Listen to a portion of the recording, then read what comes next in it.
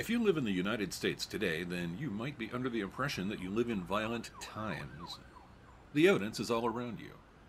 Racism is still a concern for many. Tensions between police and African Americans are at an all-time high. Riots are almost commonplace in some cities. And, of course, a mob invaded the U.S. Capitol building. Still, in many ways, things used to be much worse. For instance, have you ever wondered what would happen if a mentally ill man with military training was subjected to constant, unrelenting racism? We have the answer. Mark Essex. Mark James Robert Essex was born on August 12, 1949 in Emporia, Kansas. He graduated high school in 1967. After graduating, he attended Emporia State University. Mark dropped out after one semester. He next tried a career in the United States Navy. In 1969, he joined as a dental technician and was stationed in San Diego. Mark Essex claimed that during this time there he was subjected to constant attacks. The fact he was black in a majority-white environment made him an inviting target for racial abuse. On October 19, 1970, he left the base without telling anyone. The Navy called it unauthorized absence. He returned on November 16th. On February 10th, 1971, he was ejected from the military with a general discharge. The reason given was character and behavior disorders. A general discharge isn't the worst way to be kicked out of the Navy, but it does indicate the person failed to meet expectations. The conditions of a general discharge could be used to prevent a former service member from obtaining benefits. In some states, housing might be denied because of it. Mark's career options may have been severely limited following his discharge from the Navy. After leaving the military, he spent time with radicals in San Francisco. For a time, he was a member of the Black Panthers in New York. The more he was exposed to the intense racism directed at African Americans in the United States, the angrier Mark became, and violence became a more acceptable solution in his mind. By 1972, Mark Essex was living in New Orleans. He appeared to be trying to live a normal life again and was training to repair vending machines. On November 16, 1972, there were demonstrations at Southern University. It was a historically black university in Baton Rouge. The police responded with deadly force, killing 2 young black men. Mark became increasingly enraged. By New Year's Eve 1972, he was angry enough to do something about it. Southern University. The original Southern University was established in 1880. At the time, it was called the Southern University for Colored Students and was in New Orleans. It opened its doors to students in 1881. The first year, it only had 12 attendees. The university did well despite persistent racism in the South. By 1914, more land was needed to accommodate the university's continued growth. It was given a land grant just north of Baton Rouge. By the 1920s, the institution grew quickly and soon had 500 students per year. By the mid-1940s, student enrollment was in the thousands. Segregation in the South extended to education as well. African Americans could not be admitted to the more prestigious universities because they only allowed whites. Despite this, Southern University became widely recognized for a high level of education. Although segregation technically ended in 1964, racism didn't, so attending a predominantly black institution still had appeal for African Americans. In the 1970s, students from all over the country flocked to Southern University.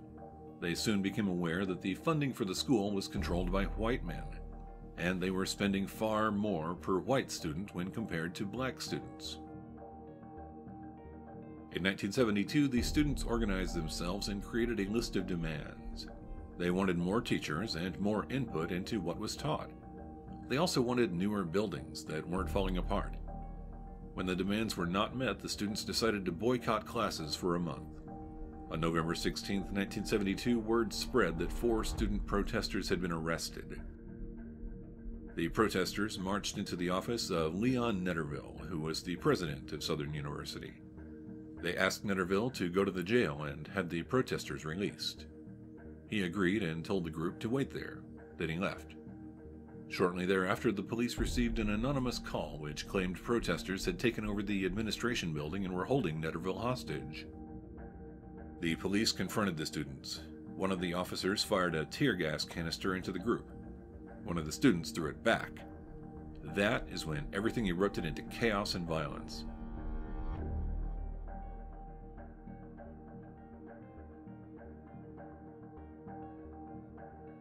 When it was over, 2 young men were dead. Denver Smith and Leonard Brown were shot with buckshot, which was being used by police that day. The person who killed them has never been identified. Their murders remain unsolved. This was the event that caused Mark Essex to finally snap. New Year's Eve 1972. On December 31st, Mark Essex understood at last what he had to do. He was going to get payback for the racist attacks he experienced in the Navy, and he was going to retaliate for the death of the Southern University students. He would accomplish this goal by killing New Orleans police officers, and he intended to only kill the white ones. Mark parked his car a block away from the New Orleans Police Department. He hid in a parking lot and fatally shot 19-year-old cadet Alfred Harrell. Harrell was black. Mark also wounded Lieutenant Horace Perez. Mark avoided capture by running across the highway while setting off firecrackers as a diversion. He went into a part of town known for crime. Then he broke into a warehouse and purposely set off the alarm system. A K-9 unit led by officers Edwin Hosley and Harold Blappard responded. They had no idea about the attack that had just happened. As Officer Hosley began to get the German shepherds out of the back seat, Mark shot him in the back. He then started shooting the police car, shattering the windshield. Blappard pulled Hosley into the car and called for backup. When backup arrived, they were unable to find Mark. He had already escaped. Edwin Hosley died of his injuries on March 5, 1973. January 7, 1973. Mark's bloodlust was satiated for a few days, but his rage returned the morning of January 7th and death followed. At 10:45 a.m., Mark Essex shot a local grocer. Then he carjacked a man sitting in his Chevrolet Chevelle. He drove the stolen vehicle to a Howard Johnson's hotel. The hotel was across the street from City Hall. He entered the building and began trying to gain access to the roof. On the top floor, he startled 3 African-American employees that worked at the hotel. He told one of the maids, "Don't worry, sister. We're only shooting whites today." After Mark moved on down the hallway, the employees fled and notified authorities. As he moved down the hallway, Mark Essex encountered a couple from Virginia on their honeymoon. He forced them into their room and killed them both. Then he soaked phone books in lighter fluid, placed them beneath the curtains, and set them on fire. He forced his way into several more rooms, lighting more fires. 2 more people were killed during the process. Mark's plan was the same as his previous rampage, but on a larger scale. He wanted first responders to arrive on the scene so he could ambush them. Police officers tried to use a ladder to enter the building, but Mark shot at them and drove them back. From the roof, he shot 4 police officers, killing one immediately. Another was shot in the spine. Lieutenant Charles H. Pitman saw television coverage of the event. He decided it was time for the U.S. Marines to get involved. Charles H. Pitman. In 1973, Charles H. Pitman was a 37-year-old lieutenant colonel. He oversaw a U.S. Marine air unit located outside New Orleans. He saw footage on live television of police officers being killed in the street in front of City Hall. Charles decided it was better to ask forgiveness than permission. He collected a volunteer co-pilot and 2 more crew members. They climbed into a CH-46C Knight helicopter and took off. They landed in a parking lot near the hotel. Charles Pitman allowed several police officers with rifles to climb in the helicopter. They took off, flying over the hotel roof. On each pass, Mark would shoot at the helicopter, but retreat to cover before the police officers could get a clear shot at him. After several passes, Charles decided to use a different strategy. On the final pass over the roof, he didn't retreat when Mark started firing.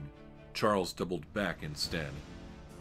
The police used a spotlight to illuminate Mark. Rifles began firing and he fell dead instantly.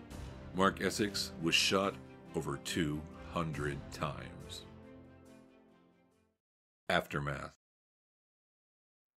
The New Orleans Police Department, as you might expect, was grateful to Charles Pitman for assisting them. They even made him an honorary captain of the police department. Despite his heroism, Charles was looking at a possible court-martial for his actions. He deployed military personnel and resources to fix an issue at the city level without even asking for permission. Normally, this would be the end of an officer's career.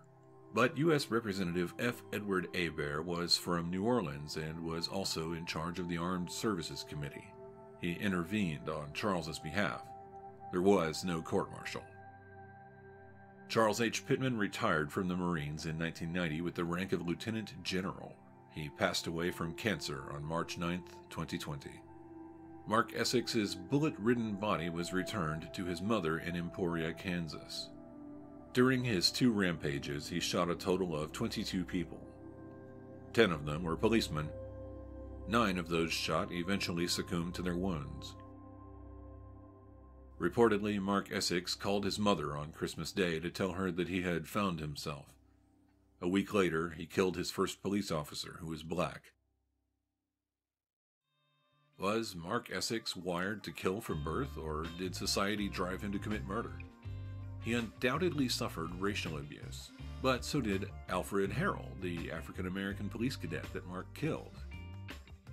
If there are any real heroes in this story, it may be the hotel employees that notified authorities after encountering Mark. If police didn't know that a man was waiting at the hotel to kill them, the body count would have been much higher. Despite suffering a lifetime of racial discrimination, the hotel employees were unwilling to watch people die if they could prevent it. We hope you found this story interesting. If you did, then please hit the like button and subscribe to our channel if you haven't already. That way you will never miss another depressing story. Thank you for watching Bad Things in History.